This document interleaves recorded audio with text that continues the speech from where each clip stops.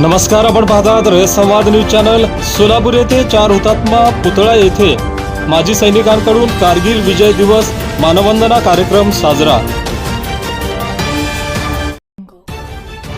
सोलापूर येथील 4 हुतात्मा पुतळा येथे यशसिद्धी आजी माजी सैनिक बहुउद्देशीय वेलफेअर असोसिएशन महाराष्ट्र राज्य शाखा सोलापूरच्या वतीने कारगिल विजय दिवस मानवंदना कार्यक्रम साजरा करण्यात आला। या औचित्याने 1971 चे युद्ध, कारगिल युद्ध, ऑपरेशन विजय, ऑपरेशन पवन आणि 26/11च्या हल्ल्यामध्ये सहभागी असलेल्या सैनिकांचा सन्मान करण्यात आला।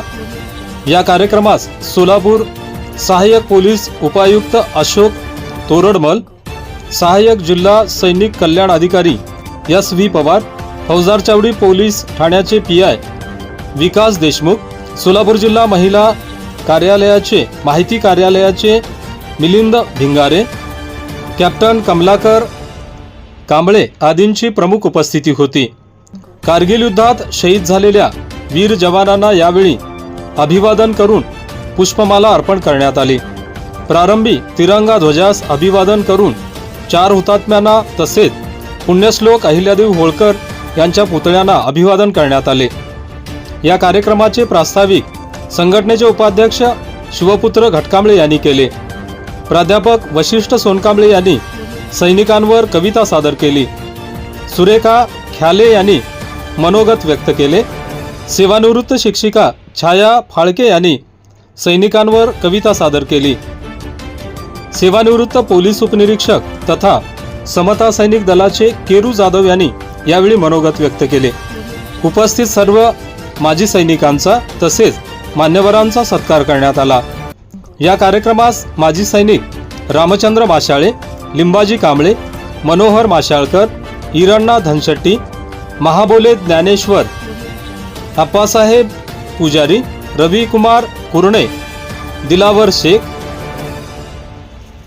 प्रमोद जाधव, अरुण ढावरे, श्रीमंत ओव्हाळ, शिवपुत्र घटकांबळे, कॅप्टन कमलाकर कांबळे, सूर्यकांत गजघाटे, प्रकाश घटकांबळे, जयानंद कांबळे आदींसह भारतीय थलसेना, जलसेना, वायुसेना, सीमा सुरक्षा दल व इतर जवान, नागरिक, महिला वर्ग, पत्रकार मोठ्या संख्येने उपस्थित होते।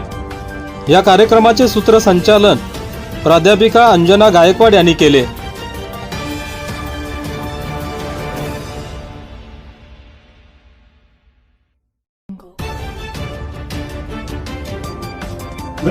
सैनिक बहुउद्देशीय वेलफेअर असोसिएशन या कार्यकारिणीचे सल्लागार म्हणून आपण आपले महाराष्ट्र लेवलचे उपाध्यक्ष आहेत आणि त्यांना आपण सोलापूर जिल्ह्याचे सल्लागार समितीवर नेमणूक केलेले आहे। त्यांचे मार्गदर्शन आम्हाला नेहमी लाभेल आणि त्यांच्या पुढाकाराने आज एवढा मोठा कार्यक्रम आपण पहिल्यांदाच यशसिद्धी आजी माजी सैनिक बहुउद्देशीय वेलफेअर असोसिएशन महाराष्ट्र राज्य सोलापूर संघटनेकडनं हे करण्याचं श्रेय पूर्णपणे शिवपुत्र घटकांबळे साहेबांनाच जात आहे। एवढे मोठे सल्लागार आपल्या पाठीशी आहे। आपण त्यांच्या सल्ल्यानेच आपण यापुढे मोठमोठे कार्यक्रम आपण करूया आणि त्यांचे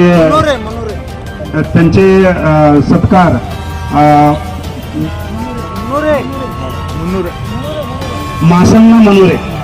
मासन्ना मनोरे यांच्या हस्ते त्यांचे सत्कार होईल असं मी अपेक्षा करते।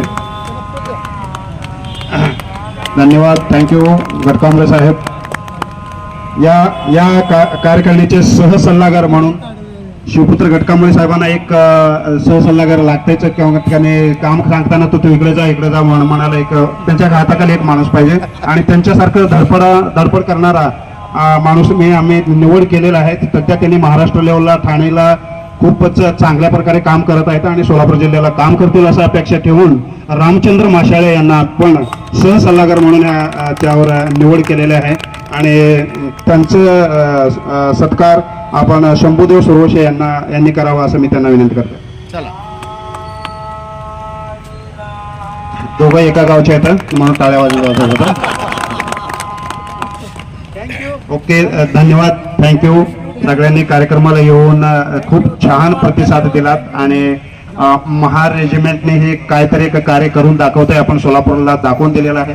यापुढे आपण कार्य करत राहू आणि आपण वर्षातून 5-6 तरी आपण कार्यक्रम घेतोच आणि इतके दिवस तुम्ही सगळेजण माझ्यावर विश्वास दाखवला आणि माझ्या पाठीशी राहून प्रत्येक कार्यक्रमात सहभागी होऊन तुम्ही खूप चांगल्या प्रकारे प्रतिसाद दिलेला आहात आणि या पुढे आपण नवीन एक संघटना यश सिद्धी आजी माजी सैनिक बहुउद्देशीय वेलफेअर असोसिएशन सोलापूर कार्यकारिणीचं एक नवीन बॉडी आता तयार झालेलं आहे. त्या बॉडीच्या अंतर्गत आपल्याकडे 11 पद आपण नियुक्त केलेलं आहे आणि सगळेजण धडाडीने कार्य करायचे आहे आणि त्याच्यानंतर आपण हे याच्या नंतर जे सभासद वगैरे आपण याच्या खाली आपण नोंदणी करत राहूया. सध्या मेन पद आपण नियुक्त केलेलं आहे आणि अशी मी अपेक्षा करतो आणि आपले सल्लागार शिवपुत्र घटकांबळे साहेबांना आता मी 2 शब्द बोलण्याचं विनंती करतो. ही प्रातिनिधिक स्वरूपाची ही बॉडी नाही. प्रत्येक जण याच्यामध्ये अध्यक्ष आहे, प्रत्येक जण याच्यामध्ये सदस्य आहे, प्रत्येक जण हा कार्यकर्ता आहे, प्रत्येक जण राजा आहे ह्या संघटनेमध्ये. प्रत्येकाने हिरिरीनं काम करायचं आहे. काम करत असताना 3-4 गोष्टीचं भान आपण ठेवायला पाहिजे. सगळ्यात जास्त वेळ देणं, सगळ्यात जास्त अपमान सहन करून घेण्याची ताकद ठेवणं, सगळ्यात जास्त पैसा खर्च करणं.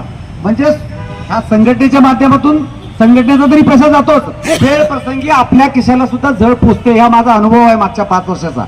तर ती सुद्धा मानसिक तयारी आपण करायला पाहिजे अशी अपेक्षा आहे.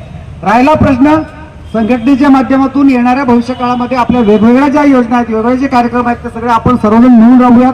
परवा दिवशी जिल्ह्याला कोर कमिटीची एक मिटिंग आहे. त्या कोर कमिटीच्या मिटिंगला आम्ही 5 जण चाललेलो आहेत पुण्याला. त्या कोर कमिटीच्या मिटिंगमध्ये 1 ऑक्टोबर 2024चा कार्यक्रम पुण्यामध्ये 2,500 माजी सैनिकांसोबत करण्याचं निश्चित झालेलं आहे. 2,500. तर माझी विनंती आहे आतापासूनच तुम्ही 1 ऑक्टोबरच्या कार्यक्रमाला आपण इथून 100 लोक जायचे. सोलापुरातून 100 लोक. आज 53 लोक इथं होते. आज 53 लोक होते.